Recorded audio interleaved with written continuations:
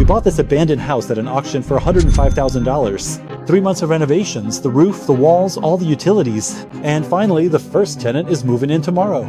That's why we're filming today, because we simply won't have another chance to show this house empty after the renovations. In this video, you'll learn how we turn this trashed house into an asset that brings in $5,000 a month.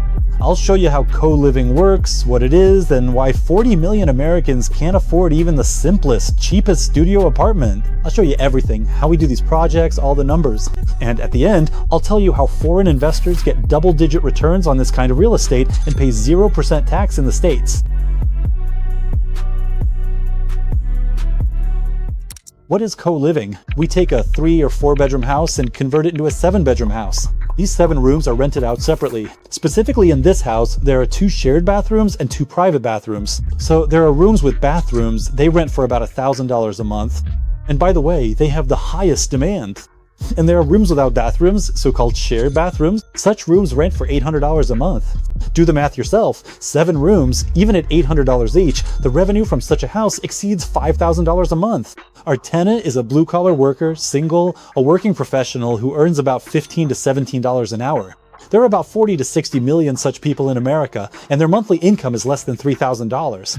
If they were to rent the cheapest studio apartment in this area, the cost would be $1,300. Plus, they will definitely need to pay a deposit, and the contract will last for 12 months. Usually these guys come for 6 months or 8, meaning they often have seasonal work. Plus, he will need to pay for internet and utilities. He also needs to pass a credit check, and often, in half the cases, they can't do that. That's exactly why when we offer room rentals with weekly payments, which are 30 to 40% cheaper than a studio apartment, and when they don't need to put down a $1,000 deposit, naturally, we get bookings very quickly. For example, yesterday we listed this house on the marketplace, and within 2 hours we got a booking. We're filming this video today because the first tenant is moving in tomorrow. We won't have another chance to do this. What does this give the owner? First of all, significantly more money. If you want to rent out a house like this to just one family, on average, you'll get $2,000 a month, while you'll be paying $2,200 for the mortgage, taxes, insurance, and so-called PIT expenses. When we rent them out separately, each room brings in at least $800, and a room with a bathroom brings in $1,000.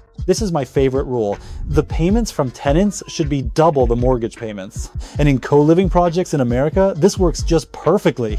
We try to take on at least 7 rooms, so accordingly, each one brings in $800. 7 times 8 is 56. Minus expenses, minus the mortgage, minus the repair fund, minus cleaning to come and wash everything, minus supplies, minus. In the most conservative case, such a house brings in $1,500 net per month. The coolest part is that $1,500 is the cash flow. Plus, when you pay the mortgage to the bank, about $500 a month goes towards the principal. Plus, about half of this cash flow is tax-free, simply because you're also using another tax benefit called tax depreciation. And in the end, you have 4 forces working in one place. You get decent cash flow every month, not losses. You're paying off part of the mortgage to the bank, plus you're saving on taxes, plus the real estate is appreciating along with inflation, sometimes even more, especially if you bought the property in an undervalued area. Let's take a quick tour of the house. First off, we have the kitchen. It's a common space where people can come and cook. We have absolutely everything, just like if you'd arrived at a short-term rental. You have pots, you have forks, spoons. Actually, every cabinet we have is labeled. Take a look. So every tenant, if you haven't noticed, there are numbers here. They can come and use only their own cabinet. A person can store their things here, they can cook here, and here they can essentially go wash their hands. A bunch of household appliances, and there's a lock on every room. This room, for example, has a separate entrance. That's also a plus. There's a refrigerator, a TV, as I already mentioned, internet, an armchair, a desk where you can sit, and a big spacious bed. There's just a huge closet here. It's called a walk-in shower. Actually, this room used to be a garage not too long ago. When we first walked into this house, we were just blown away because absolutely everything here needed to be replaced. The walls had been eaten by termites, the cast iron sewage system had just rusted through, nobody had used it for a year, and it also needed to be completely replaced. Usually replacing a roof costs $12,000, but in our case, we replaced it for $24,000 because we didn't just replace the roofing and the plywood, but all the rafters as well. In the end, it turned out that we built a new house inside the old walls, having replaced practically everything. That's exactly why the house cost $105,000 and the renovation cost $100,000. In the end, we got an appraisal of $250,000. Anyway, here's how we bought this house. Houses in this neighborhood go for $250,000 to $300,000 for nice renovated ones. We bought it for $105,000. We got it at an auction while the bidding was going on. It was a bank auction, meaning the house had been sitting empty for a whole year. And when I was bidding on this house, my final bid was $98,000. The auction ended. I said, awesome, my bid was the last one. And strictly speaking, the next step was up to the bank, whether they would approve my bid or not. I saw that the former resident's debt to the bank was $140,000. I was prepared to offer $130,000. Since there weren't that many participants at the auction, I bid $98,000 and my bid won. I get a call from California and they say, this is from the auction platform. You placed a bid of $98,000. Well, that's a low bid. Honestly, we can't accept it. I'm like, well, I understand. Yeah. But in my head, I'm ready to keep negotiating. I'm ready to offer more money outside the auction. He asks, can you raise your bid? I reply, I don't know if you're even selling this house. I see a call from California. I said, have you seen this house? It needs so much work. I'm afraid to take it. The roof and sewage system all need replacing. He said, I understand, but can you raise your bid?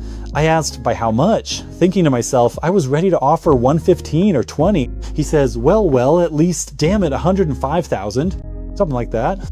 I'm happy inside, and well, naturally, I don't say, yes, of course. I say, well, I don't know, I need to think about it, consult with someone. He says, well, it's only $5,000. I say, all right, okay, let's do it. That way, we got the house for about $30,000 less than the bid I had planned. And damn, you realize that it was still the right decision, because the key to good houses is the ability to buy them below market value. If I had overpaid 30 grand, then all the math would have gone sideways immediately. So we finished the renovation. The next stage is refinancing. What do? We go to the bank and get an official appraisal of this house right after the renovation. Just a reminder, we invested about $100,000 and the renovation cost another $100,000. When we got the appraisal, we got $250,000 from the appraiser. The bank typically lends about 75% of the value.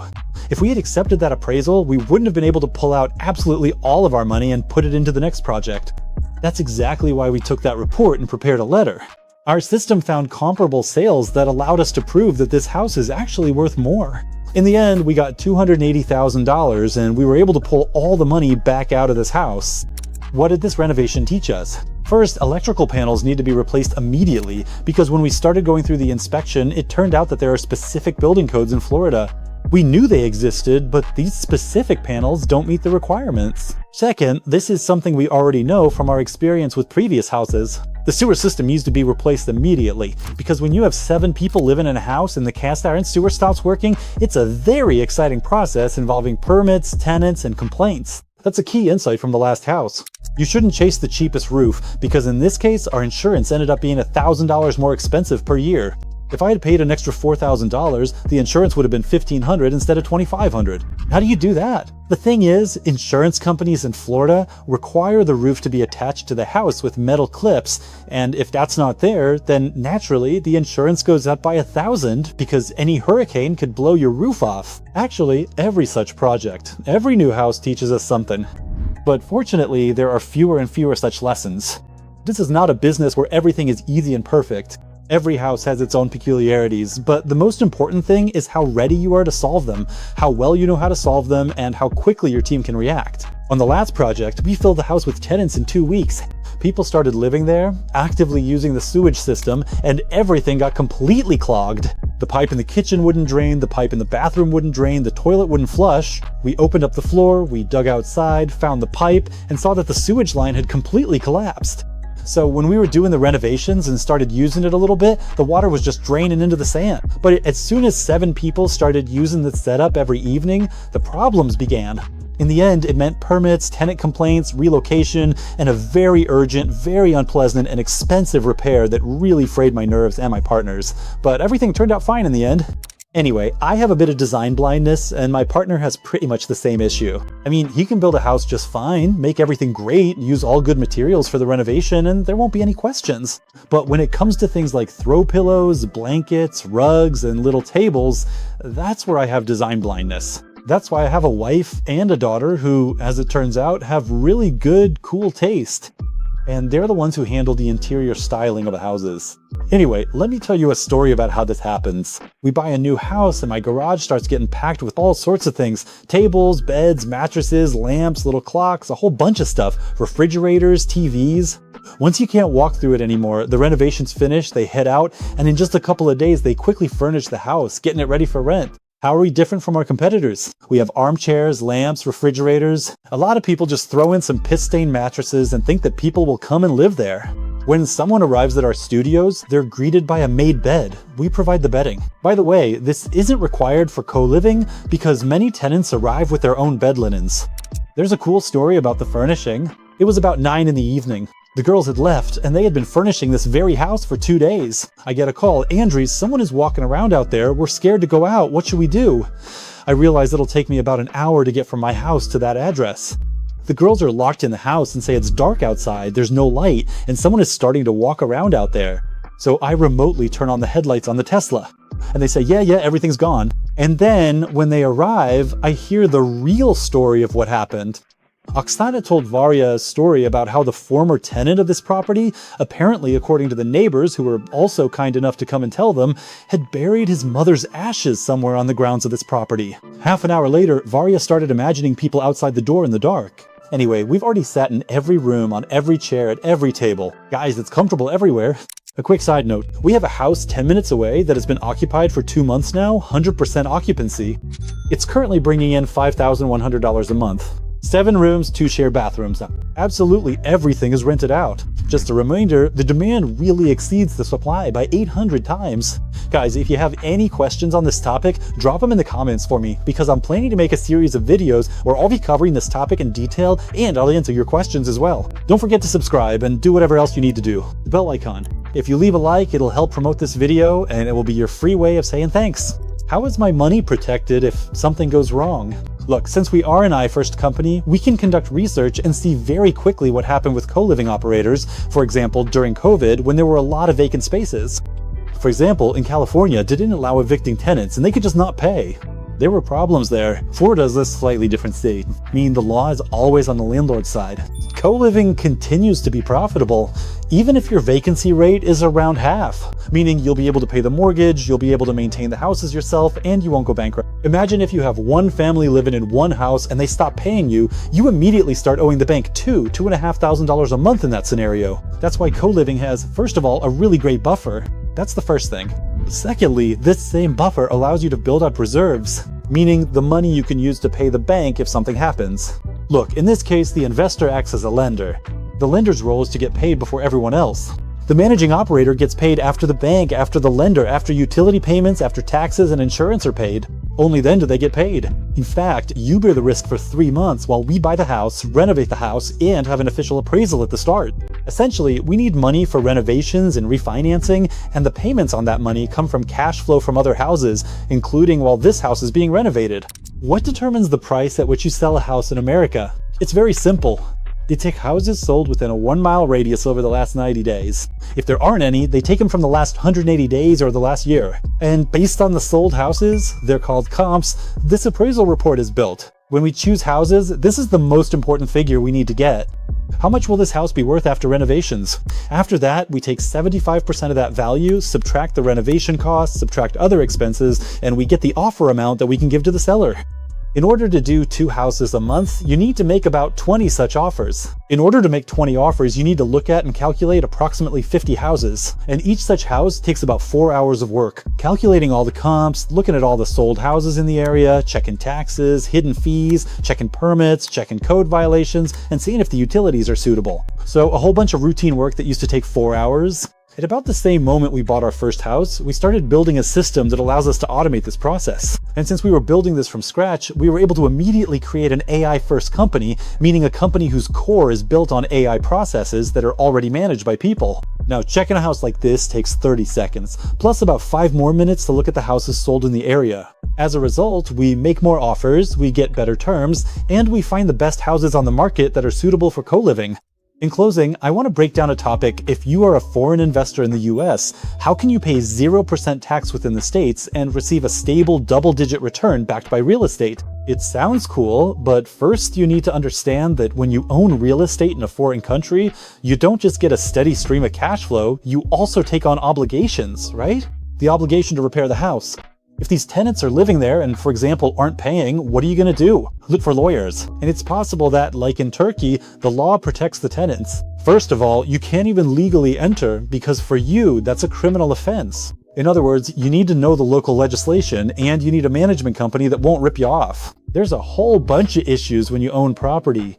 If something happens and you get sued, you personally have to show up at some Turkish or Dubai office and sign everything in person. In short, what I'm saying is that owning real estate abroad, I realized for myself that the best option is when you're either a lender, meaning you just receive money and don't have any obligations. But it turned out that in the States, it's also super profitable because if a foreign person owns real estate, they have an obligation to report it and file a tax return. There is a 15% tax on the sale, regardless of how much you earned preventatively. You file reports later, and then you might get a refund, but regardless of that, you will have to pay this tax, and then you'll pay up to 37% tax on the profit. So there's a whole bunch of problems. When you are a lender, there's a cool law called the Portfolio Interest Exemption. This means that if you lend money at a fixed yield for instruments like real estate, you pay 0% tax on the profit at the end. It is precisely in this case that you can earn double-digit returns in real estate secured by collateral while paying 0% in taxes. I hope this video was useful to you. Write in, ask your questions, and subscribe. See you in the next videos.